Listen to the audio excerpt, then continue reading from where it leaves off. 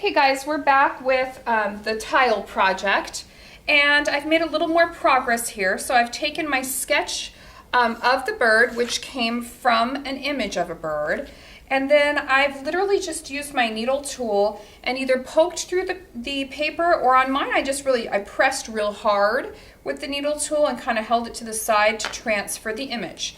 Then I went ahead and took a nice sharp number 2 pencil and sort of sketched the bird on there. And so I have just sort of a basic outline here. A couple other things to keep in mind. Make sure that when you cut your square out that you take a wet sponge and go around your edges. You don't want this to be sharp, so you want to get rid of any of those burrs. Another thing that's really important with this project is at this point is when I would add a piece of clay. You want to slip and score clay on when the project is wet, not as it gets more dry. As it gets drier, then that's really when I can get in there and start taking my loop tools and doing some carving. I want to carve when the clay is dry or more leather hard, and I want to slip and score pieces on when the clay is wet. So the first day that you start this project, you really need to think back to your sketch and think, what am I going to pop out? What is going to be the three-dimensional part of my design?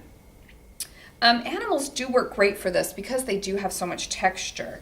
So on mine, I'm really thinking that I really want to pop out this whole wing shape. I want it to appear that the wing is sort of on top and coming out at the viewer. So what I'm going to do is keep my original sketch here, and you'll remember I had some scrap slab here. Now what I'm going to do with that is I'm going to roll it out just a little bit thinner than what the slab roller is set at. Now I've rolled out my tile to be thicker so that I can do some carving, but for the piece I'm going to add, I don't want it to be super thick, so I'm just going to thin that out a little bit more with the rolling pin. Now I'm going to take my same drawing on here, and because it's in good shape, it's intact, I am going to re-poke, or for my purposes, I'm just going to kind of press into the paper the shape of the wing that I want to sort of pop out. So basically what I'm doing is making a custom kind of cookie cutter shape here.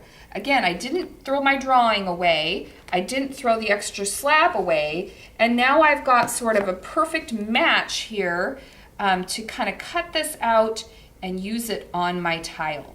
So I'm going to go ahead and kind of carefully, just kind of using a needle tool, I'm going to cut out this kind of furry, I guess it'd be more like feathery, wing shape that's going to go onto my tile. And with any luck, I can kind of pull that apart. I might need to do a little repair now. But now I've got my wing. So now I can set that extra slab aside. Let's bring back the tile. And with any luck, I'll have a pretty good match here to add that kind of popping out piece to my tile.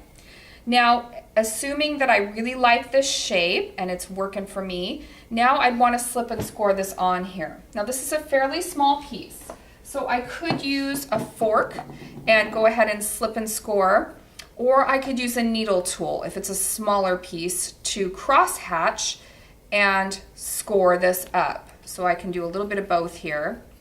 But you want to be adding this popping out piece the same day that you kind of cut your tile piece and transfer the design. Now I'm going to add lots of slip to my tile. Now when you guys are putting slab on slab, as I am here, I'm attaching a slab piece to another slab piece. The last thing you want is any air bubbles in here. If there are any air pockets at all, this will crack in the kiln and it just won't work very well for you.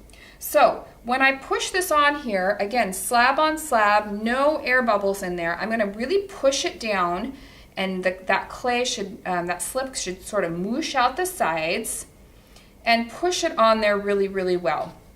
Now I can go in with a wet paintbrush here around the edges of where that clay slip kind of mushed out, and I can do some smoothing there. So this is all done on day one. I also would want to get in here probably with a stamp tool and add more sort of feathery texture to this wing and just make it look really, really nice. This would go with a wet paper towel and into a bag until the following class. Now the following class I could decide, what am I going to carve? So again, there might be areas here where I could take one of the little baby loop tools, and I'll just kind of show you, even though this is too wet. I could do some carving here to just add more texture, more sort of little feathery shapes. I could take a stamp and I could stamp the border just to create some more interest here, or I could carve out simple shapes like maybe the twig down here. So when you're thinking about your tile, the requirements are that you do slip and score and attach something and that you carve. So where that is for you on your design, you'll have to sort of figure that out and brainstorm it so that it makes sense for you. Remember that these do need to be stored in a bag always, and that you really need to be attaching pieces when the clay is wet and carving when that clay is more leather hard. So I think that's it for tile making. Thanks so much for joining me.